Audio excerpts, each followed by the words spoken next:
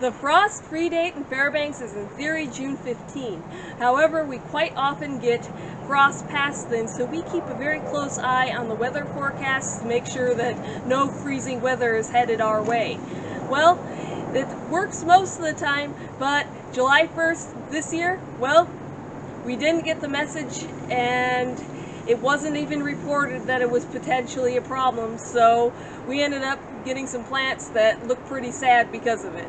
I'll go show you them.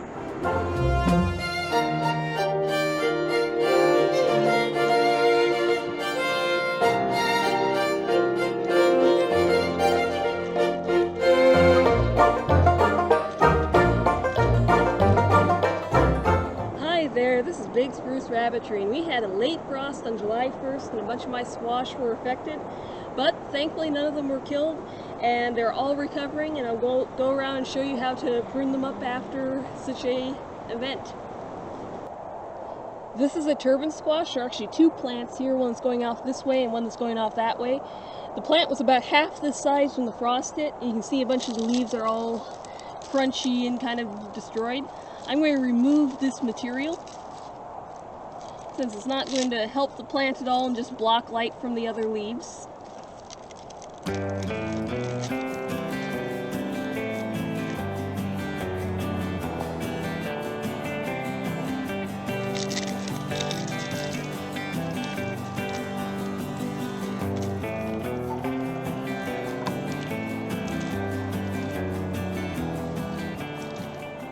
Well, this squash plant is cleaned up fine. If you ever discover that you have a late frost and your squash plant has wilted leaves and it looks like it's not going to possibly make it, go around and check the ends of the tendrils. As long as they are fine and not starting to turn brown or wilty, the plant will recover.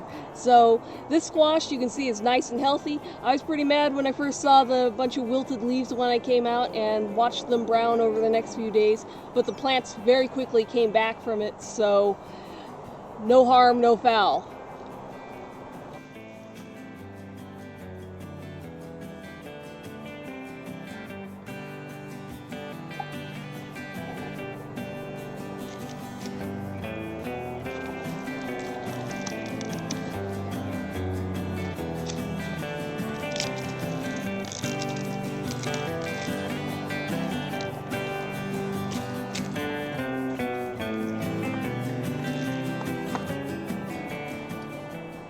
This is a male flower on our kabuka squash.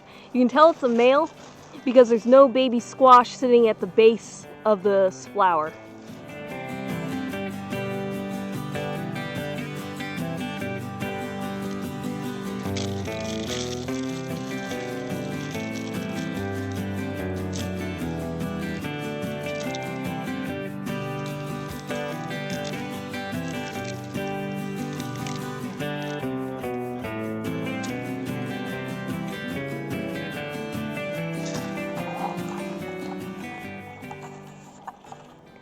This is a female flower on the spaghetti squash because there is a little baby squash sitting right below the flower.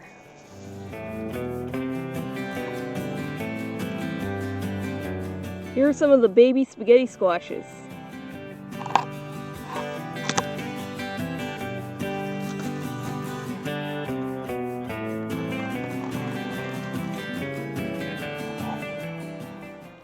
Unfortunately, this spaghetti squash has blossom end rot. That means that the squash is not viable, and I'll have to just take it off the plant so that the plant will put its energy into the spaghetti squashes that are healthy on this plant.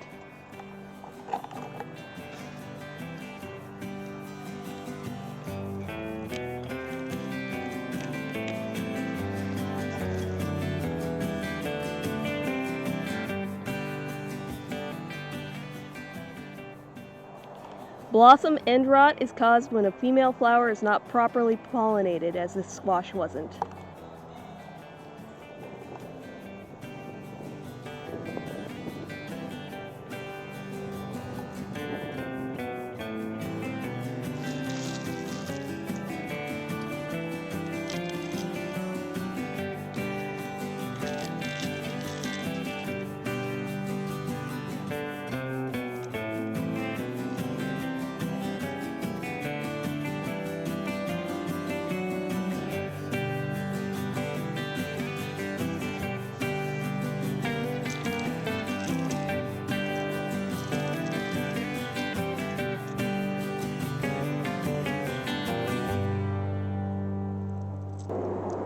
These spaghetti squash that I planted a little later and were smaller when the frost hit are in a little worse shape.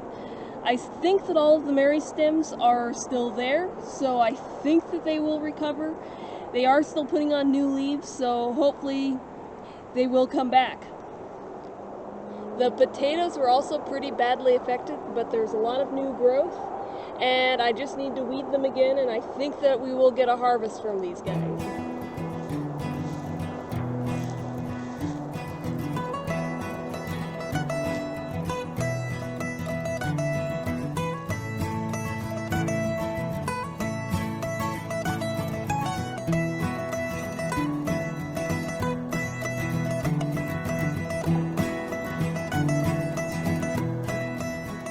We'll go and give the weeds to the bunnies.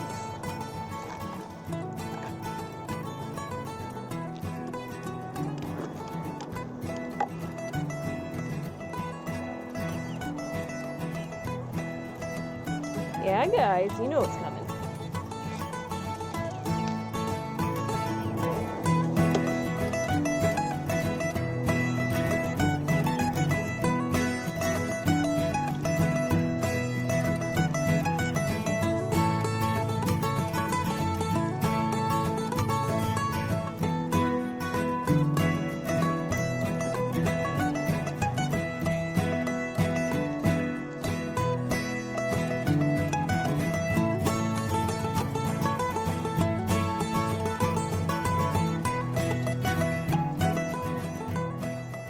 The squash and the potatoes that were near the house were not hit by the frost, so are still quite a nice looking jungle and don't have any dead leaves I have to remove, which is awesome.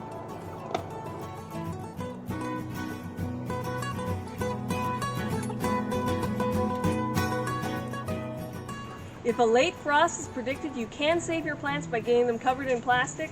Now this works as long as you know that a frost is coming, but we do have little microclimates here in Fairbanks, and as you saw out on the green strip with our squash plants, that doesn't always work for knowing when a frost is going to come and do some damage.